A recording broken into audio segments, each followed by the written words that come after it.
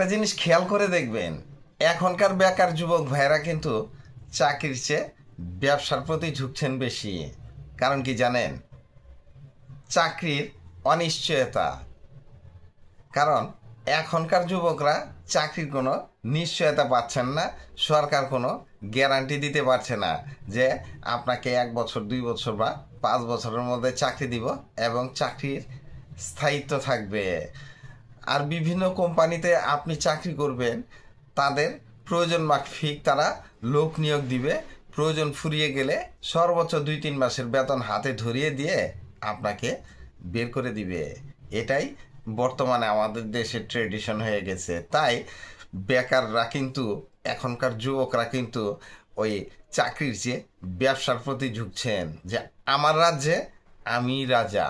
তাহলে আপনার রাজ্যে রাজা হতে কি কি লাগবে? 5টি ব্যবসার আইডিয়া দিব। প্রত্যেকটা ব্যবসায়ী আপনার রাজ্যে রাজা হয়ে যেতে পারবেন। 1 নম্বরে থাকবে প্যাকেজিং ব্যবসা। আপনি কিছুই জানেন না, আপনাকে একটা ব্যবসা করতে হবে। আপনার দোকানপাটেরও কোনো দরকার নাই, অল্প কিছু পুঁজি আছে, এইটা দিয়ে কিছু রানিং পণ্য সিলেক্ট করেন। কি কি পণ্য প্যাকেজিং করবেন প্রথমে এইটা আপনাকে সিলেক্ট করে নিতে হবে। যেমন ধরেন প্রথমে চালের কথা আসে, চাল, ডাল, লবণ, চিনি, আটা, ময়দা, মুড়ি, এই জাতীয় অনেক কিছুই আছে। এর মধ্যে লিকুইড কিছু প্যাকিং করতে পারেন, যেমন সয়াবিন তেল, সরিষার তেল, কালো জিরার তেল, ঘি, মধু, সব কিছু আপনি যে কোনো কিছুই এইখানে অ্যাড করতে পারেন। আর এই প্যাকেজিং ব্যবসাটা হবে আপনার আনলিমিটেড, কিন্তু শুরুটা অল্প পুঁজি দিয়ে করবেন। আর আপনার ট্রায়াল হিসেবে সিম্পল কিছু, যেমন রানিং কিছু আইটেম দিয়ে আপনি ব্যবসাটা শুরু করবেন। ব্যবসাটা জমে গেলে আপনি পুঁজিও বেশি ইনভেস্ট করবেন, আইটেমও অনেক বেশি বৃদ্ধি করতে পারবেন। সেটা আমাকে আর বলে দিতে হবে না। আপনি যেমন ধরেন চিপস, ছোলা বা এই জাতীয় অনেক কিছুই আছে যেগুলা প্যাকিং করে আপনার নিজস্ব ব্র্যান্ড হিসেবে আপনি এগুলা মুদি দোকান বা কনফেকশনারি দোকান বা এই সমস্ত রিটেল, হোলসেল সব দোকান টার্গেট করি আপনি আপনার ব্যবসাটা শুরু করতে পারেন। এরপরে যদি আপনাকে বলি যে ডিলারশিপ ব্যবসা করতে কিন্তু অনেক টাকা লাগে, ওই হিসেব মিলে আপনি কিন্তু ব্যবসা করতে যাবেন না। আপনাকে নতুন পদ্ধতিতে একটি ডিলারশিপ ব্যবসার আইডিয়া দিব।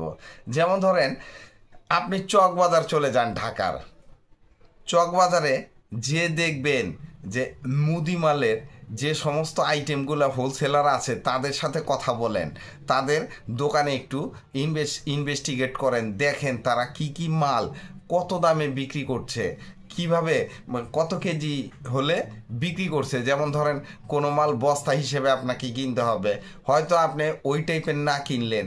যেমন ধরেন আপনি প্রথমে মহল্লার মুদি দোকান যদি সার্ভে করেন, তাহলে দেখবেন যে যেমন ধরেন কলম, খাতা, মোমবাতি, ইরেজার, পেন্সিল, বিস্কুট, চানাচুর, লজেন্স, হ্যাঁ, টফি, চকলেট, চিপস, এই জাতীয় জিনিসগুলা আরও অনেক কিছুই আছে। যেমন প্রসাধনী পণ্য, যেমন বিদেশি কিছু সাবান আছে বা তেল আছে, এই জাতীয় ব্লেড, রেজার, এই জাতীয় আরও অনেক কিছু জিনিস আছে যেগুলো আপনি টার্গেট করে আপনি এই ব্যবসাটা, আপনার ডিলারশিপ ব্যবসাটা শুরু করবেন। ব্যবসাটা এই রকমভাবে সাজাবেন যে আপনার মালগুলা কিনে নিয়ে আসলেন, একটি ক্যাশ মেমো প্রথমেই নিজের নামে ছাপানোর দরকার নেই। আপনি কি করবেন, আপনি একটা ক্যাশ মেমো বাজার থেকে কিনে নিয়ে আসবেন, এরপরে অর্ডার কাটবেন সকালে, বিকালে মাল ডেলিভারি, অথবা আগের দিন অর্ডার কাটবেন, পরের দিন মাল ডেলিভারি দিবেন। দেখবেন যে এই মালগুলা প্রথমে দোকানদার কোনো না কোনো লোকের কাছ থেকে নিচ্ছে, তাহলে আপনার কাছ থেকে প্রথমে নিতে চাইবেন না। 1-2টা পণ্য আপনি চেষ্টা করেন দোকানিকে দিতে। যেমন আপনার নতুন কোনো পলিসি, যেমন 1 ডজনে একটা ফ্রি দেন, মাল কিন্তু বা ওই ব্র্যান্ডের প্রোডাক্টের সমানই রাখবেন, কিন্তু 1 ডজনে একটা ফ্রি দেন। এটা হচ্ছে আপনার নতুন টেকনিক, কেউ এরকম করে না। এই টাইপের ব্যবসা করলে আপনার কাছ থেকে কিন্তু দোকানি মাল কিনতে আগ্রহ প্রকাশ করবে। তাহলে আস্তে আস্তে আস্তে আস্তে ব্যবসাটা ধরবেন আর আইটেম বাড়াবেন।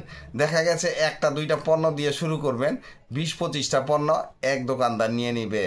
যখন পরিচিত হবেন, অথেন্টিক মালের ব্যবসা।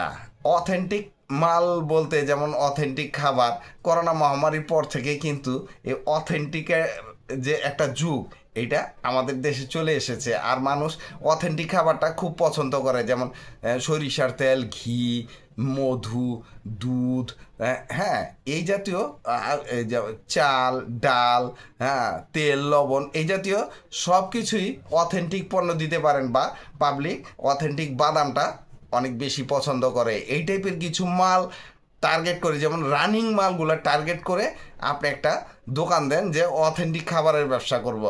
আর এগুলার সোর্সিংটা, বিশ্বস্ত সোর্সিং খুবই জরুরি। আপনার বিশ্বস্ত সোর্স যদি না থাকে, শুরুতে এই টাইপের খাবারের হোলসেল দোকান আছে, তাদের কাছ থেকে মাল কালেক্ট করবেন।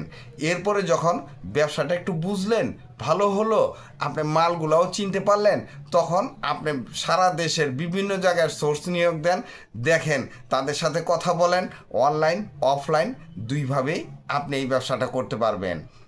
এরপরে যদি রিসাইকেল ব্যবসা করি, একটা ফাটাফাটি ব্যবসা।